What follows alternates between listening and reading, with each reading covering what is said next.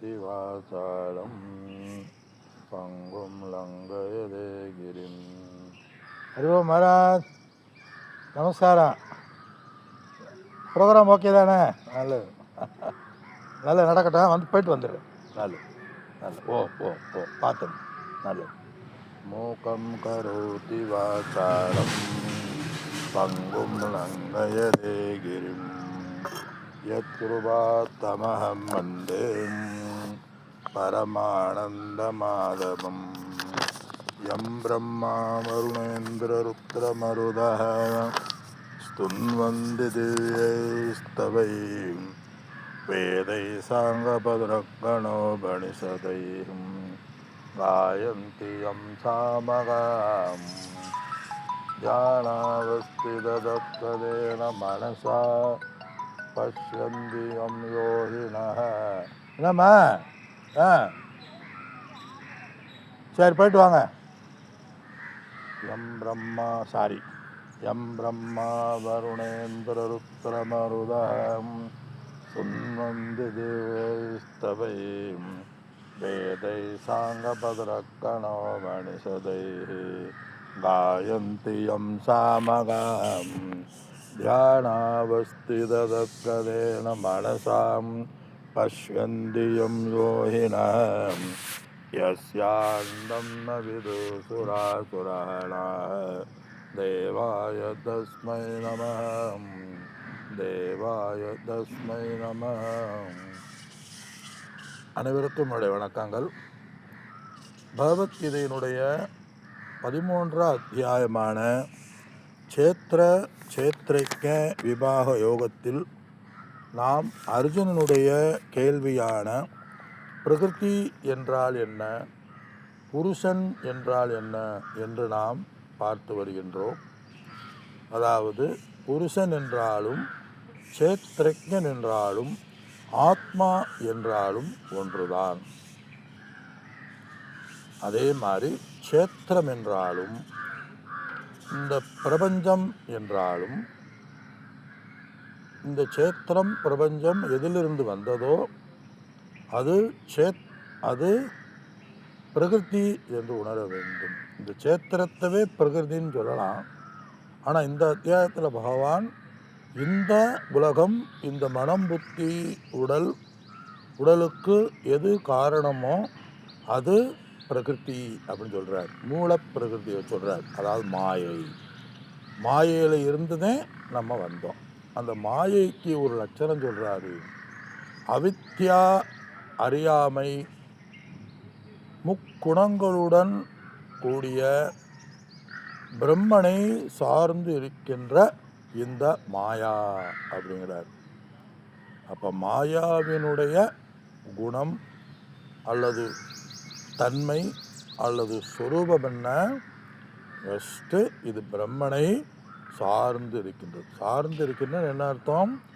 தன்னுடைய செயலுக்கு, பிழைப்புக்கு பிரம்மனை சார்ந்து இருக்கு, உயிருக்கு சார்ந்து இருக்கு. நான் அவரை சார்ந்து தான் இருக்கோம் அப்படின்னா என்ன அர்த்தம்?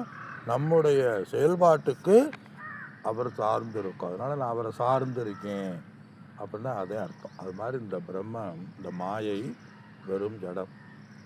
அது தன்னுடைய வாழ்க்கைக்கு தான் செயல்படுவதற்கு அது மாயையை சார்ந்து இருக்குது. பிரம்மனை அல்லது சேத்திரக்கனை சார்ந்து இருக்கின்றது. இந்த சார்ந்து இருக்கின்ற மாயை இதில் இருந்துதான் இந்த உடல் மனம் தோன்றியது. ஆக தாயை போல பிள்ளைன்ற மாதிரி சார்ந்து இருக்கின்ற மாயையிலிருந்து இந்த உடல் மனம் தோன்றினால் அது சார்ந்து இருக்கணும்ல. அது எதை சார்ந்து இருக்கின்றது? பிரத்யக் ஆத்மாவை சார்ந்து இருக்கு. மாயை பிரம்மனோடு இந்த உடல் மனதுக்கு நோக்கில் பார்க்கும் பொழுது அந்த பிரம்மன் மாயை ஆகிறது. அந்த பிரம்மன் சிதாபாசம் ஜீவாத்மா ஆகின்றது. அப்போ அந்த ஜீவாத்மா இந்த உடலாகிய ஜீவாத்மா அல்லது ஜீவாத்மா ஆகிறது. இந்த புருஷன் அல்லது சேத்திரஜன் உபாதியாகிய இந்த உடலில் பிரத்யக் ஆத்மாவாக புகுந்து கொண்டு மனதின் மூலமாக இன்ப துன்பங்களை அவன் அனுபவிக்கின்றான். எப்படி நம்ம ஒரு வீட்டில் உட்காந்துக்கிட்டு இன்ப துன்பங்களை அனுபவிக்கிறோம்ல, அது மாதிரி இந்த உடலாகிய வீடில், அதே தேவாலயம் சொல்லுவாங்க. இந்த உடலை தேவர்கள் இருக்கின்ற ஆலயம் தேவாலயம், அது மாதிரி இது தேகாலயம் சொல்லலாம். இறைவன் இருக்கின்ற ஆலயம் தேவாலயம். ஆத்மா அல்லது இறைவன் நம்முடைய உடலிலே உடல் மனம் என்ற சங்காதத்தினால சேர்க்கையினால அது இந்த இன்ப துன்ப சுக துக்கங்களை அனுபவிக்கின்றது. அனுபவிக்கிறது மாதிரி அது இருக்கின்றது. அது இதனுடைய சாரம். எப்படி கயிறிலே பாம்பை நாம் அனுபவிப்பது போல இந்த உலகத்தை நாம் கயிறிலே பாம்பு அனுபவிப்பது மாதிரி மித்யாவாக இல்லாததாக நனவிலும் கனவிலும் இந்த துன்பத்தையும் இன்பத்தையும் மாயையையும் கயிறிலே பாம்பு மாறி கந்தர்வ நகரம் போல நாம் அனுபவித்து கொண்டு வருகின்றோம், வாழ்ந்து கொண்டு வருகின்றோம். விட்டில் பூச்சிகள் அப்படிம்பாங்கள்ல, மின்னி மறையும், அது மாதிரி. அதே இதனுடைய சாரம். எல்லாம் மாயை, எல்லாம் சாயை இருந்தாலும் அந்த புருஷனுக்கு சுகதுக்கத்தை அனுபவிக்கும் பொழுது அவனுக்கு அபிமானம் வந்துடுது. எல்லாம் மாயங்கிறது எல்லாத்துக்கும் தெரியும், ஓரளவு தெரியும். எல்லாம் மித்தியாங்கிறது படித்தவங்களுக்கும் தெரியும். ஆனால் உடலோடு நம்ம வாழும் பொழுது அந்த அபிமானம் வந்துடுது மனுஷனுக்கு. அதனாலதான் சத் சத் சத் அசத்யோனிகி சதாசத்யோனிகி ஜன்மசு அப்படிங்கிறார். சுகதுக்க போக்திருத்வே பிரகிருதிஸ்தக என்று பகவான் இதில் கூறினார். அதனால் காரணம் குணசங்கஸ்ய, குணத்தோட சங்கம் வைக்கிறதுனால, உடல் மனங்கிற சம்பம் வைக்கிறதுனால உயர்ந்த பிறவியலுக்கும் தாழ்ந்த பிறவியலுக்கும், அதாவது மனித பிறவியலுக்கும் விலங்குகள் போன்ற மிருகப் பிறவியலுக்கும், அடுத்து என்னது தேவர்கள் போன்ற உயர்ந்த பிறவியலுக்கும் காரணமாகின்றது. அதே இதில் தேகத்தில் உள்ள அவன் எவன் தேகேந்திரிய மனம் முதலிய சடப்பொருள்களில் சங்கத்தை வைத்து கொண்டு, பிரகிருதியில் சங்கத்தை, உடல் மனதில் சங்கத்தை வைத்து கொண்டு இந்த சேத்திரைக்கன் இன்பங்களையும் துன்பங்களையும் அனுபவித்து கொண்டு வருகின்றான். ஆகையினால இந்த சேத்திரஞனான புருஷனுக்கு, இப்படி உள்ள அனுபவித்து கொண்டு வர்ற புருஷனுக்கு என்ன பேர்? 6 லட்சணங்களை நம்ம இந்த 22வது ஸ்லோகத்தில் சொல்கிறார். என்ன 6 லட்சணம்? எப்படி அஜக நித்தியக சாஸ்வதக சனாதனக அப்படின்னு பார்த்தோம். பிறப்பாதது இறப்பாதது, எப்பொழுதுமே இருக்கக்கூடியது, எங்கும் இருக்கக்கூடியது, ஆகாசவது அப்படின்னு நம்ம கன்யதே கன்யமானே சரீரே நம்ம பார்த்தோம். ஆத்மநேவாத்மனா திஷ்டக இதெல்லாம் நம்ம பார்த்தோம். கொள்வதும் இல்லை, கொல்லப்படுவதும் இல்லை, நெருப்பால் எரிப்பதும் இல்லை, தீயால் காற்றால் உலர்த்துவதும் இல்லை, தீயால் நெருப்பால் எரிவதும் இல்லை, காற்றால் உலர்த்துவதும் இல்லை, தொட்டால் தேய்வதும் இல்லை, மாய்வதும் இல்லை அப்படின்னு சொல்லுவோம்ல. அது மாதிரி இப்படி நம்ம பார்த்துக்கிட்டே வரணும். அந்த அபிமானம்ங்கிறது இப்போ சாதாரணமாக போயிட்டுருக்கோம். ஆத்மா மாறாதது, நான் படிச்சுக்கிட்டு எழுதிக்கிட்டு கேட்டுக்கிட்டு வரணும். ஒரு நாள் ஒரு காலத்தில் அல்லது ஒரு பிறவியில் ஒரு குறிப்பிட்ட வருஷத்தில், இந்த வருஷமோ இல்லை அடுத்த வருஷமோ இல்லை அடுத்த பிறவியில் வர வருஷமோ என்லைட்டர்மெண்ட் வந்துடும். என்லைட்டர்மெண்ட் டேர்னிங் பாயிண்ட் வந்துடும். ஓ நான் ஆத்மா அப்படின்னு நம்ம புரிய ஆரம்பித்து விடுவோம். அந்த டேர்னிங் பாயிண்ட் வர்ற வரலும் நம்ம தொடர்ந்து கேட்டுக்கொண்டு படித்து கொண்டு இருக்க வேண்டும். திருப்புமுனை அப்படிமா. பட்டினத்தாருக்கு என்ன டேர்னிங் பாயிண்ட்? காதற்ற ஊசியும் வாராதுகான் கடைவழிக்கே. பட்டினத்தாருக்கு டேர்னிங் பாயிண்ட் சொல்லுவார். இப்போ ஒருத்தருக்கு இருக்குது. அருணகிரினாருக்கு என்ன டேர்னிங் பாயிண்ட்? அவங்க சிஸ்டர் உடைய கேள்வி டேர்னிங் பாயிண்ட். உண்மைதானே? அது மாதிரி அர்ஜுனனுக்கு என்ன டேர்னிங் பாயிண்ட்? கதம் பீஷ்மகம் சம்கே துரோணம் மதுசூதன. நான் உன்னை சரணடைகிறேன், என்னை காப்பாற்று, நான் எப்படி பீஷ்மரை கொள்வது அப்படின்னு சம்சாரத்தில் இருந்து வந்தான். நச்சிகேதஸுக்கு என்ன டேர்னிங் பாயிண்ட்? மேலே போய் எமலோகத்தில் போய் நீங்கள் ஆத்ம தத்துவத்தை தான் எனக்கு சொல்லணும், நீங்கள் தான் சொல்லணும் அப்படிங்கிறது அவனுக்கு ஒரு டேர்னிங் பாயிண்ட். அது மாதிரி ஒவ்வொருடைய வாழ்க்கையிலும் ஒரு டேர்னிங் பாயிண்ட் இருக்கும். அதுதான் இது. இல்லற லௌகீக வாழ்க்கையிலும் டேர்னிங் பாயிண்ட் இருக்கும். இந்த முடிவெடுத்து இப்படி நான் பண்ணேன், இதை நான் அந்த நேரத்தில் இதை விட்டுட்டு இதை பண்ணேன், நல்லா இருக்கேன், இப்போ நான் இதை பண்ணுறேன், நல்லா இருக்கேன் அப்படின்னு மாறி வருவோம் அல்லவா? அதே டேர்னிங் பாயிண்ட். இருக்கிறதுலையே அனித்தியமான இதில் டேர்னிங் பாயிண்ட் வந்தால் அது டேர்னிங் பாயிண்ட் அனித்தியமாகும். அந்த டேர்னிங் பாயிண்ட் நித்தியமாக விவேக வைராக்கியமாக வந்தால் அது நமக்கு மோட்சத்தை கொடுக்கும். லௌகீகமான டேர்னிங் பாயிண்ட் பந்தத்தை கொடுக்கலாம். ஆனால் நித்தியமான அனித்தியமான விவேக வைராக்கியத்தினால சேத்திரஜ்ஞ யோக விவாக யோகத்தினால நமக்கு ஒரு டேர்னிங் பாயிண்ட் வந்தால் முக்தியானது வரும். இப்போ என்ன சொல்ல வர்றேன்? தொடர்ந்து நம்ம முக்தினே நமக்கு பிறவி இல்லாத பேரின்பம் சொல்லுவாங்க. அதுதான் நமக்கு முக்கியம். அதற்கு சாஸ்திரம் வழிகளை காட்டுகின்றது, சொல்லிக் கொடுக்குது. நீ யாரு, இந்த உலகம் என்ன, சேத்திரம்னா என்னது, சேத்திரஜ்ஞனா என்னது, புருஷன்னா என்ன, பிரகிருதினா என்ன என்று நமக்கு சொல்லி கொடுக்குது. வேறு ஏதாவது சொல்லுமானா வேறு நூல்கள் சொல்லும், அதில் எந்த இதுவும் இல்லை. இப்போ இது மாதிரி தெளிவாக மோட்சத்திற்கான மார்க்கமாக அது இருக்காது. வேறு நூல்கள் படிக்கணும், சிந்திக்கணும், போற்றப்பட வேண்டியது. ஆனால் பகவத்கீதை போன்ற, உபனிஷத் போன்ற, பிரம்மசூத்திரம் போன்ற, கைவல்ய நவநீதம் போன்ற வேதாந்த நூல்கள் அதை கற்கும் பொழுது நமக்கு அந்த டேர்னிங் பாயிண்ட் வர்றதுக்கும் அந்த ஞானத்தை பற்றிய வார்த்தைகள் இருக்கும். அவ்வளோதான். மேக்ஸ் எடுத்துக்கிட்டால் என்ன இருக்கும்? மேக்ஸை பற்றிய வார்த்தை இருக்கும். அறிவியல் எடுத்துகிட்டால் என்ன இருக்கும்? அறிவியலை பற்றிய வார்த்தை இருக்கும். இந்த இது ஒன்றும் பெரிய விஷயமே இல்லை. பக்தி நூல்கள் எடுத்தால் பக்தியை பற்றிய வார்த்தைகள் இருக்கும். அது மாதிரி நம்ம ரொம்ப உள்ளே போக வேண்டாம். இருந்தாலும் தத்துவத்தை படிக்கிறதுனா எங்கே போகணும்? வேதாந்தத்துக்கு போகணும். மெடிக்கலில் மெடிக்கல் போகணும், வக்கீல்னா வக்கீலுக்கு போகணும், லா படித்தவங்க போகணும். அது மாதிரி இந்த முக்தி கிரந்தம், முக்தி அடைவதற்குரிய சரியான மார்க்கம், மோட்சத்துக்குரிய சரியான மார்க்கத்தை கூறுவது வேதாந்த நூல்கள் தான்.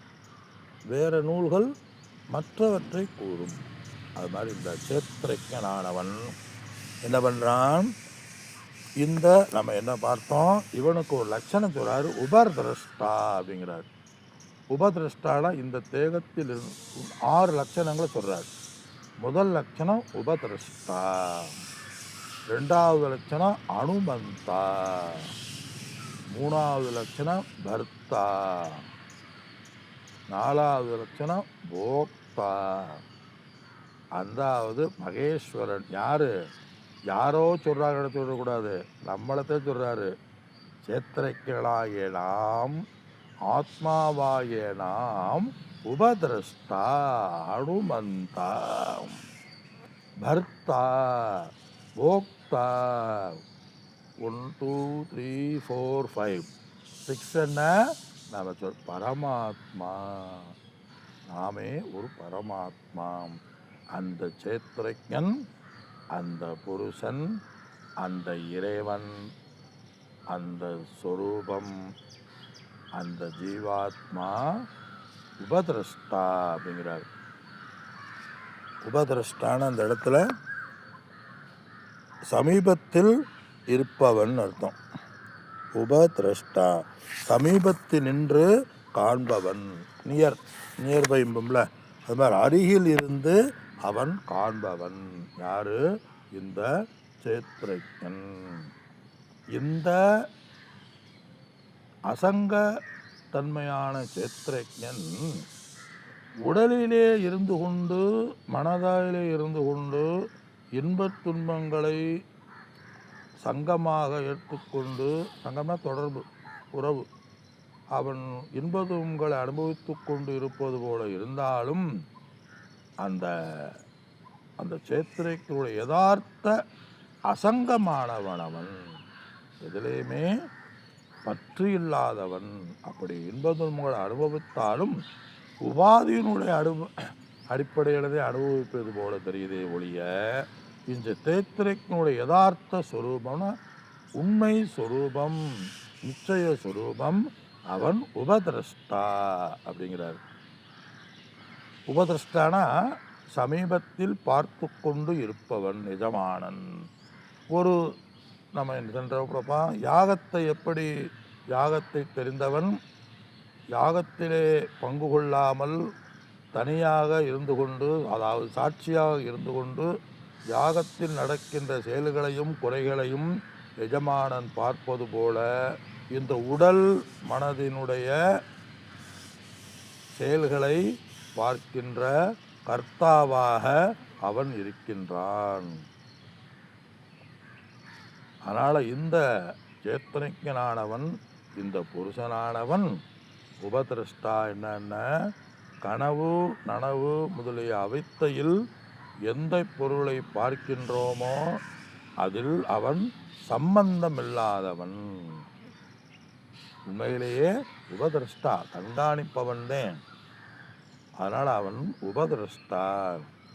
ரெண்டாவது, அந்த உபதிரஷ்டா கண்காணிப்பவனால் அவன் இருக்கிறதுனால எஜமானன் எப்படி கண்காணிக்கின்றானோ, எப்படி நம்ம ஒரு பஸ்ஸில் போகிறோம், பஸ்ஸில் போகும்போது எல்லாவற்றையும் நம்ம பார்த்து கொண்டே போவோம். என்ன நடக்குது, ஏது நடக்குது, போகிறது வர்றது, மற்றவங்க பேசுகிறது, மற்றவங்க சாப்பிட்றது எல்லாம் நம்ம பார்த்துட்டு போவோம். அதனால் நமக்கு எதாவது பாதிப்பு வரும், பாதிப்பு வராது. சாட்சியாக பார்த்துக்கிட்டு போவோம். மற்றவங்க வெயிலில் இருக்காங்க, வேறு இருக்கு, நம்ம உப்புன்னு வெயிலில் இருப்போம் இருக்காது. மற்றவங்க தண்ணி குடிக்கிறாங்க வெயிலுக்கு அப்படின்னு நம்ம எங்கேயா போகும்போது நமக்கு தண்ணி தவிக்குமானா இருக்காது. மற்றவங்க டீ சாப்பிட்றாங்க, நம்ம டீ சாப்பிட்ட மாதிரி இருக்குமானா இருக்காது. மற்றவங்க சாப்பிட்றாங்க, நமக்கு வயிறு நிறையுமா இருக்காது. ஆனால் சாட்சியாக எல்லாத்தையும் கண்காணிக்கின்றோம். அதே உபதிரஷ்டா. அது மாதிரி இந்த ஆத்மா தேகத்தில் மனதிற்குள் பிரத்யேக் ஆத்மாவாக இந்த புருஷன் இருந்து கொண்டு இந்த உடலை கண்காணிப்பதனால அவன் அனுமந்தாக. அனுமந்தானா இந்த இடத்துல சாட்சி ஸ்வரூபன். தேகத்தில் உபாதிகள் அவன் பிரவൃத்தி செயல்களில் ஈடுபட்டு கொண்டு இருந்தாலும் அவை ஒருபொழுதும் அதனால் அவன் எப்பொழுதுமே நிவர்த்தியானவன். பிரவൃத்தியில் இருந்து கொண்டாலும் அவன் எப்பொழுதுமே நிவர்த்தி ஸ்வரூபம், சாட்சி ஸ்வரூபம். அதே பிரத்யக் ஸ்வரூபம் சொல்றார். பிரவൃத்தியில் நம்ம என்ன பிரவൃத்தியில் இருந்து கொண்டு இருந்தாலும் நம்முடைய நேச்சர் நிவர்த்தி. பிரவൃத்தினா செயல், நிவர்த்தினா செயலிலிருந்து விடுதல், துரத்தல். நம்ம எதிலையுமே நம்ம எப்பொழுதுமே செயலை துறந்தவர்கள்தான். எப்பொழுதுமே நாம் செயலை விட்டவர்கள்தான். நாம் எதுவுமே செயல்கள் செய்வதில்லை. ஏதோ கதை கூட வருமே, வியாசர் நான் பிரம்மச்சாரியாக இருக்கிறது உண்மை என்றால் நீங்கள் எல்லாம் வழிவிடுங்கன்னு சொல்லுவார்ல. அப்புறம் போய் கிருஷ்ணரை போய் பிரம்மச்சாரிக்கிறாங்கன்னு சொல்கிறாங்களா. மாதிரி உபாதியினுடைய கோணத்தில் நாம் அனுபவிப்பது செயல்களை செய்வது போல இருக்கின்றோம். சுரூபத்தினுடைய கோணத்தில் நான் உபதிரஷ்டா, நான் அனுமந்தா. அனுமந்தான சாட்சி சுரூபமாக நான் இருக்கின்றேன். அதனால் அவன் யாரு? இதிலிருந்து என்ன எதுக்கு இதை சொல்கிறோம்னு சொன்னால், இவ் ஆத்மா உபதிரஷ்டா சாட்சி அனுமந்தான என்ன, இந்த ஆத்மா தேகம் இந்திரியம் இந்த பிரகிருதிக்கு வேறானது. ஆத்மாக்காக ஸ்தூல சூட்சும காரண சரீர வெதிரிக்த எங்கே பார்த்தோம், தத்துவபோதத்தில் பார்த்தோம். எப்பயுமே தத்துவபோதத்தில் ஆரம்பித்து தத்துவபோதத்திலேயே இருந்து தத்துவபோதத்திலேயே முடித்து விடுவோம். என்ன படித்தாலும் அந்த தத்துவபோதத்தில் இருந்துனே கருத்துக்கள் அந்த உள்ள பாயிண்ட்ஸனே நம்ம எத்தனை நூல்கள் எத்தனை அத்தியாயங்கள் படித்தாலும் அந்த தத்துவபோதத்தில் வர கருத்துக்களவே நம்ம பார்ப்போம். இந்த சேத்ரஜன் இந்த தேக இந்திரியங்களுக்கு மனதிற்கு வேறானவன். அதனால அந்த சேத்ரஜன் பர்த்தான்னா அனுபவிப்பவன். அந்த சேத்திரைக்கனே அனைத்தையும் அனுபவித்து கொண்டு வருகின்றான். எப்படி அனுபவிக்கின்றான்? சைதன்ய ஆபாசத்தினால உடல் மனதில் நான் அந்த சைதன்ய ஆபாசத்தை சிதாபாசத்தை வாங்கி கொண்டு அவன் இன்ப துன்பங்களை அனுபவித்து கொண்டு வருகின்றான். உண்மையில் அவன் உபதிரஷ்டா அனுமந்தாவாக இருந்தாலும் அவன் பர்த்தா, அவன் கர்த்தா. யாரு? அவன். நம்ம ஒரு வகையில் கர்த்தாவாக இருப்போம், போக்தாவாகவும் நாம் இருப்போம். அடுத்து இதில் பகவான் சொல்கிறார், நாமே பர்த்தா. பர்த்தான என்னது? அவன் தாங்குபவன். இந்த மாயை சைதன்யத்தினாலவே சிதாபாசத்தினாலவே அவன் இருக்கின்றான். அடுத்து அவன் யார்? அந்த சேத்திரஜன், அந்த புருஷன், மகேஸ்வரகம். ஈஸ்வரர்களுக்கெல்லாம் மேலான ஈஸ்வரன், மேலானவன் சொல்றார். மேலானவன் அந்த பரமாத்மா மேலான ஸ்வரூபம் மகேஸ்வரகன்னு சொல்றார். அந்த அப்படி இப்படி உபதிஷ்டாவா அனுமந்தாவாகவும் கர்த்தாவாகவும் போக்தாவும் இருக்கக்கூடிய புருஷன் அவன் மகேஸ்வரன். அது யாரு? பரமாத்மா. மகான்ச அசௌ ஈஸ்வரக ச இதி மகேஸ்வரக. விசிச்ச அதனால் ராசச்ச ரிஷியச்ச அசௌ ராசரிஷி. ராசாவாகவும் யார் இசைகளாகவும் இருக்கிறார்களோ அவன் ராஜேஸ்வரி மாறி. மகான்ச அசௌச்ச ஈஸ்வரக சைதி மகேஸ்வரக. ஏன்? அவன் மகான். மகானாகவும் ஈஸ்வரனாய மகான்னு சொல்றாரு. அவன் இருப்பை கொடுத்து அனைத்து உள்ளத்திலும் அனைத்திலும் சர்வாத்மமாக அவன் இருக்கின்றான். அளவிற்கு உட்படாதவன் அதை ஈஸ்வரன். அனைத்தையும் தாங்குபவன். அனைத்துக்கும் அனைத்துக்கும் நிமித்த காரணமாக அவன் இருக்கின்றான் என்று பகவான் கூறுகின்றார். மீதியை நாம் அடுத்த வகுப்பில் சிந்திப்போம். அனைவருக்கும் என்னுடைய வணக்கங்கள். ராமானந்த மகாராஜுக்கு நமஸ்காரம். ஹரிவோம். ஹரிவோம் மாற இன்னைக்கு குகானந்த சாமிக்கு ஜெயந்தி. குகானந்தர் ஆனந்தி அம்மா, குகானந்தர் ஆனந்தி அம்மா வருஷ வருஷம் நம்ம போகிறோம், ரொம்ப விரும்பி கூப்பிடுவோம். இன்றைக்கி அவர் ஜெயந்தி. ஆனந்தி அம்மா இதெல்லாம் பண்ணுறாங்க. ஒரு 10-20 சாதுக்கள் வருவாங்க. ஆமாம், இன்றைக்கி போகிறோம். நல்லது மாற. ஓம் ஓம் ஓம்.